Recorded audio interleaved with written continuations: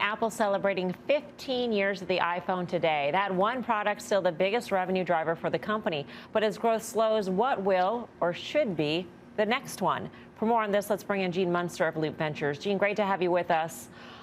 Hi. Hi. One criticism, if you want to call it that, of the company is that they need recurring revenue. Not just services revenue, but revenue that is recurring. And I'm wondering how you think the company gets there if it needs to. They need to get there, I think, for the valuation to break out to new levels. I think that if they get into new categories, whether it's the headset we've talked a lot about, potentially something in the car, not saying they're going to get there, but that would be something that would make it so they don't have to do that. But I want to more directly answer your question.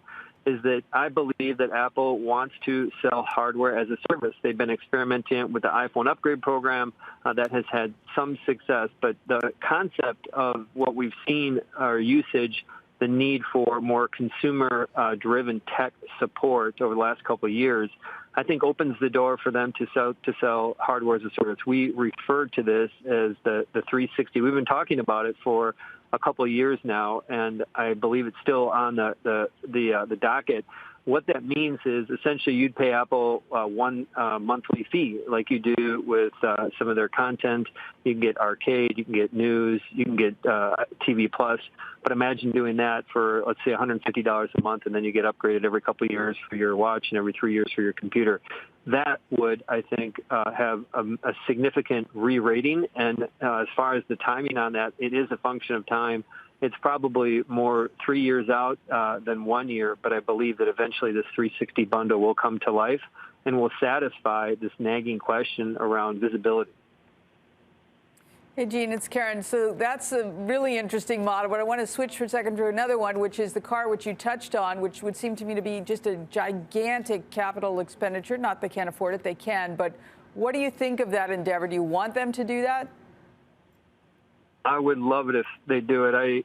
I'm not going to say that they're going to do it today, but I can say what we saw at WWDC around them taking over the whole console and having 15 major OEMs adopt it, I think is testimony to the traction that consumers have wanting to integrate their mobile experience into a driving experience. And so the CapEx question, just quickly to address that, is that it is a big number. They can afford it, but I think that there is a shift in terms of how I think about it. I do believe that making an electric car, is less parts. I think it's less complicated than would meet the eye.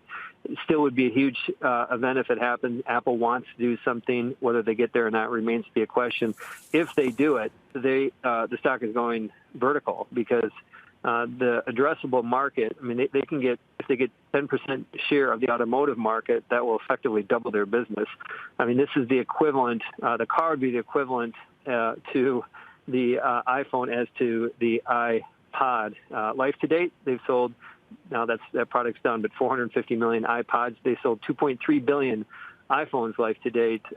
It's now 50+% of the business. That's something that the car could be there. I hope they do it. Fingers crossed. Going to have to wait a few years to find out. Gene, there's a lot of concern, I think, going into their quarter, which is a month from now. But for the first time in a while, you can make a very compelling case for Apple on valuation, probably close to, I don't know, 20 times next year's numbers. You back out the cash, obviously cheaper than that. What are your thoughts going into earnings here? I think you need to be cautious across all of tech. I think Apple's no exception. I'm a big believer. I think this is a $250 stock. I think that the odds are that it probably goes lower, just like everybody else, into the print. I hope I'm wrong, but that's the bet. And the reason is that you're just talking about it with FedEx. Like, if you give positive guidance in this environment, you're tone deaf. And so Apple gets that. They do give a form of guidance. I suspect that it's going to be something like the June quarter was great, but there's uncertainty, so we're going to play it a little bit more cautious in terms of our outlook. And I think that even great companies, that has a negative impact. That's trading. I think if you think about investing, what they're doing with this 360 bundle, we talked about other product categories, still very bullish, but I suspect that a lot of tech is going to sell off on this June print.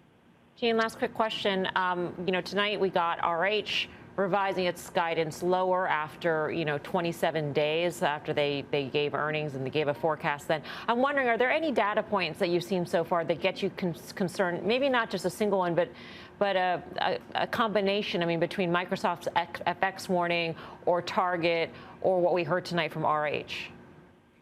The piece that's made me most concerned is some work that CNBC did. There was I forget what it was, 20 or 25 Fortune 100 CFOs, I believe, loosely remembering this, but this was recently, and all of them said that they're less optimistic about the back half of the year. I think that's all you need to know.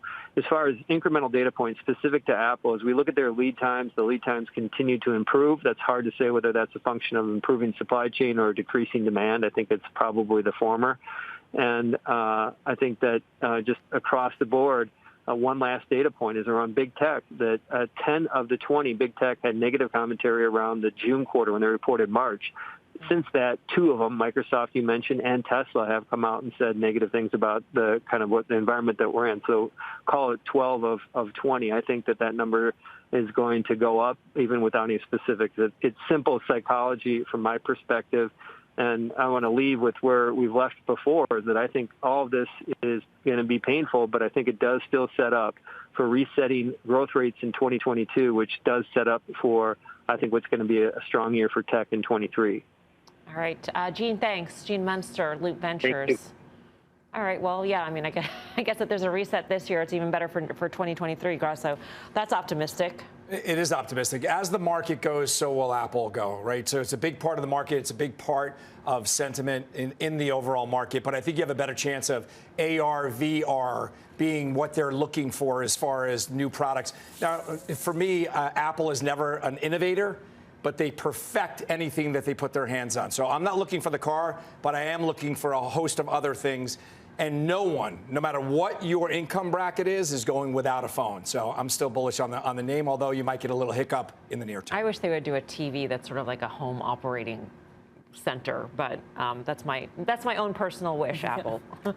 Well, say it again louder, maybe though. Yeah, you never know. And remember, at the 10-year anniversary, they released the Apple 10. I don't think we're getting that same thing here. And in fact, what's interesting about the iPhone today versus when it started, and even now it's evolved. They have the same processor in their cheapest phone as their most expensive. They have it in shapes, colors, sizes that we didn't think they would do at one point. In fact, they seemed like they're staying away from it. But the Apple experience is part of, the goal is to get it part of everybody's life. So the dynamic here in terms of services, great. Hardware as a service, Gene's point on that, critical.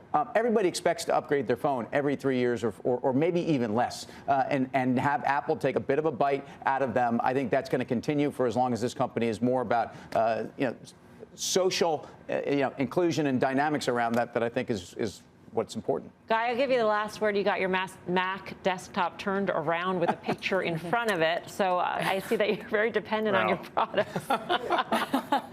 Well, I mean, given the fact that my phone's dropped the last 2 days, maybe I'm up for an upgrade cycle. And I got some people from the investment committee texting me asking, is it true that you're supposed to eat an apple a day? The last time I ate an apple might have been 10 years ago. Neither here nor there. My concern is this. I think a lot of people are worried about this quarter. I think the market will rally into the Apple quarter, and they're going to disappoint. And I think that announcement is going to take us the next leg lower in the broader market. At least that's what I've been looking for, and that's what I've been saying.